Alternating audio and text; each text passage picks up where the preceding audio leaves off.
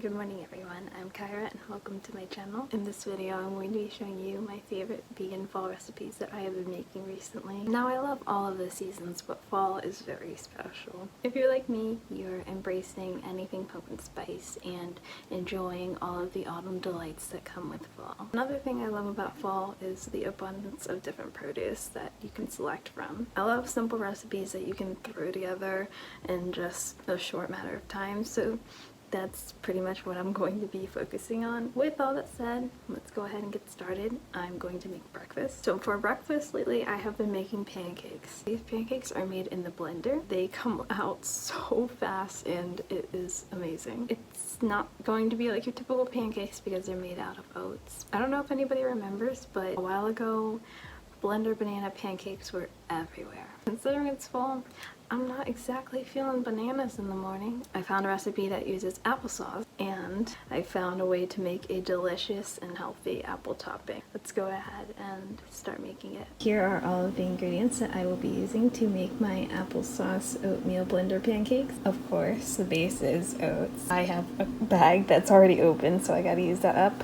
before I start another bag. It also calls for vanilla extract, cinnamon, baking powder, a little bit of salt, some non-dairy milk. I'm using soy. Soy milk is my tried and true. Every time I use it, my results have been great. It is apple season. I'm a Gala apple person the rest of the year, but when it comes to fall, I love Honeycrisp apples. Honeycrisp apples make the best apple topping. We're also going to be using unsweetened applesauce and maple syrup. Watch as we magically turn these oats into flour.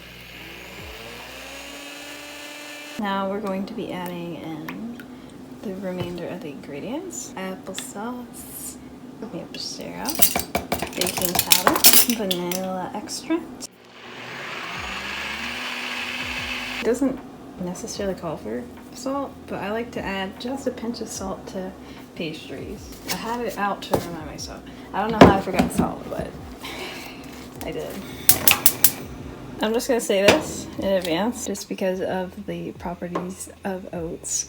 The batter will thicken over time, so I like to add milk as I'm cooking other pancakes to make sure it doesn't get too thick. I'm actually going to go ahead and add some milk right now. I just kind of mix it around. For oat pancakes, I like to spread them out,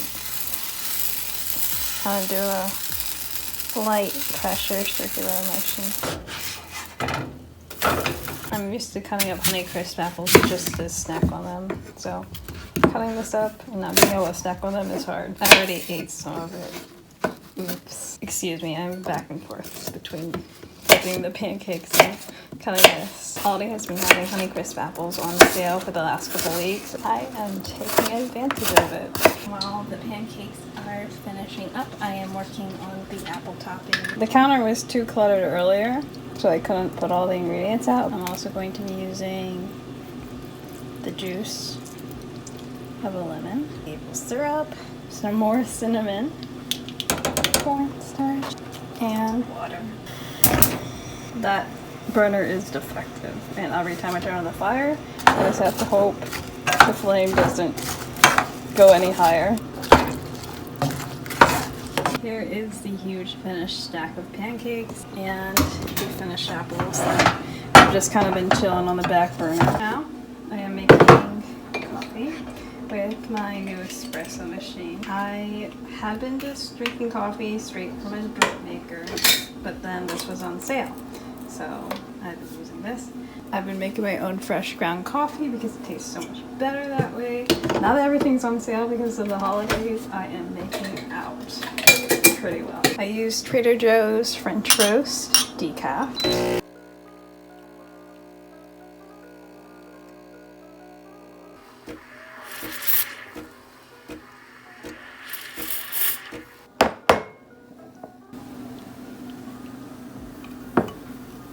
For the milk that I frothed, I used the Silk oat milk. I have been oat milk obsessed. I have converted solely to oat milk. I added some of this creamer into the milk before I frothed it. To give my coffee just a hint of sweetness, I have been using this Califia Farms iced cafe mixers in the flavor of caramel cream. I had been using pumpkin spice creamer, but I decided to give it a try, and I I love it so much. It's made for iced drinks, but who cares? Here is my finished breakfast. On work days when I don't have time to prepare the apple topping, I also like to top the pancakes with thawed frozen blueberries and peanut butter. The apple topping, however, just makes it taste a little bit more decadent. It tastes like apple pie filling. And of course, I'm going to be having my latte on the side. And that is going to be my breakfast for today. I'm about to get started on lunch, but before I go ahead and do that, I am having a quick snack of a banana smeared with a spoonful of peanut butter. I'm back several hours later, and I am in the process of making lunch. You can hear my air fryer in the background. I'm sorry. For lunch, I'm going to be making a harvest bowl inspired by the Tattoo Chef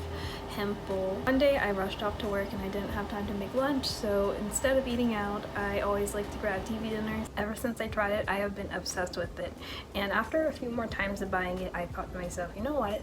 I can probably make this myself in a larger quantity and for a cheaper price, and that's what I did. I found a copycat recipe of Trader Joe's turmeric almond butter dressing, and I've been using that over the bowl. It tastes pretty close, if not exactly, and better than the one in the TV dinner. The only thing I don't have are hemp seeds.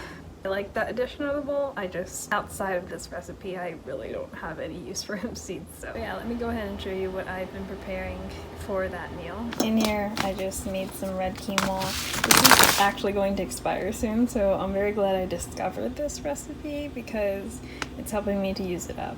I seasoned it with a little bit of onion powder and garlic powder, and that's pretty much all there is for that. I'm using the oven for something else, so I just air fried some sweet potatoes. As you can see, I believe in the bowl they actually steam them, but I prefer roasted or air fried sweet potatoes, so that's what I did. I just doused them in some of this olive oil. For the other parts of the bowl, I have to throw that into a skillet and prepare that. Here are the other ingredients that I will be using. I'm going to chop up a red onion and some kale. I'm also going to be using minced garlic, chickpeas, rice cauliflower, and olive oil. I don't love or hate kale, and I also don't love or hate cauliflower rice, but this bowl made me somehow fall in love with these two things.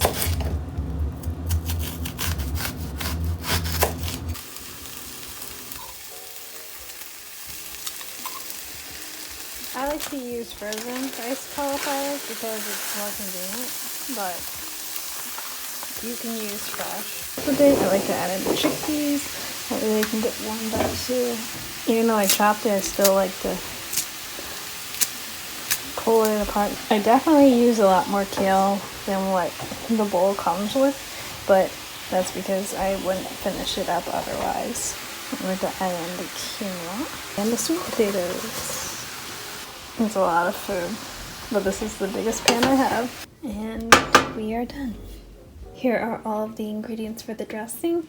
The dressing calls for almond butter, garlic, ginger paste, ground turmeric, maple syrup, salt, pepper, half a cup of water, although I don't use the full amount. I feel that it's too thin, so I add it incrementally until I get the desired consistency, and then the juice and zest of a lemon. Almond butter, lemon juice, lemon zest, ginger puree, garlic, maple syrup, turmeric, salt, and lastly pepper.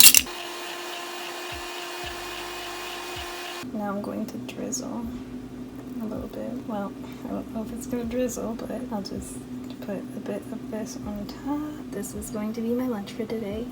I'm super excited to eat this. It tastes so much better if you mix the dressing in.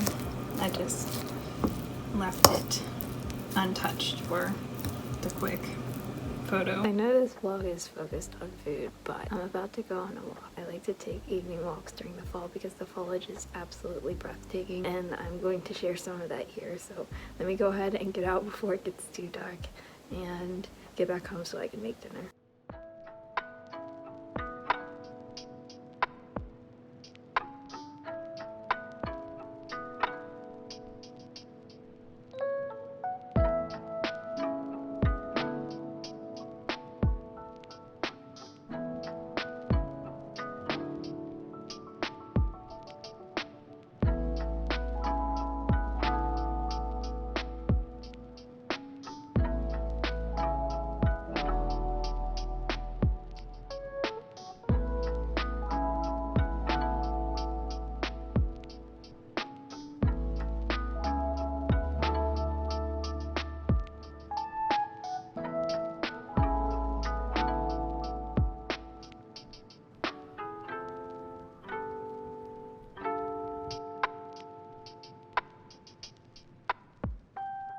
For dinner, I'm going to be making white bean and roasted butternut squash soup. That's the reason why the oven was occupied earlier. Here are all of the ingredients I will be using. I have some fresh sage, garlic, a yellow onion, black pepper, nutmeg, olive oil, salt, Great Northern beans. You can use any kind of white bean. I just happen to have Great Northern on hand, coconut milk, and vegetable broth. And that's all it takes. So I'm just going to do a voiceover because the background noise was overpowering in the video. Right now I'm just showing you the butternut squash I prepped earlier in the day, and now I'm just showing you the remainder of the steps to complete this soup. I started off by sauteing some onion and garlic, then draining and rinsing the Great Northern beans. I added everything into the blender along with some of the vegetable broth and gave it a good blend. I then added some of the roasted butternut squash and gave it another blend. I blended the remainder of the butternut squash in batches until it was smooth. All of it gets thrown into a pot along with coconut milk, nutmeg, and black pepper. I gave it a thorough stir real quick and then added just a pinch of salt and some chopped fresh sage. And lastly, I allowed it to simmer for 25 minutes. I decided to stir some sourdough bread with my soup, and then I put it all together by drizzling some coconut milk and sprinkling more chopped sage on top. Alright, so here is my finished dinner. I toasted a couple of pieces of Aldi's Everything sourdough bread. They didn't have any of their regular sourdough, however they did have this Everything sourdough, which is just as amazing. But yeah, I got a spoon now, and I'm going to go ahead and enjoy this for dinner. Usually around this time of year, I'm baking all kinds of fall desserts like pumpkin bread, pumpkin muffins, and that sort of thing. But this year, I haven't been baking as much because I have been having these for dessert instead. Those are the maple leaf cookies from Trader Joe's. They are accidentally vegan and delicious. I am so sad that these are only available around this time of year because they are so good. There are only 3 left, so I'm going to polish those off. The maple cream filling is so soft. It's kind of like a whipped cream. Since it's sweetened with maple syrup, it's not overly sweet. They have an amazing aftertaste as well. So that's what I'm going to be having for dessert. I was going to grab my tripod and film a proper outro for this video, but I did not realize how late it was getting, and I have to go to work tomorrow, so I'm going to be heading to bed. That is the conclusion for this video. I hope you enjoyed it. Thank you so much for watching. Until next time, take care. Bye.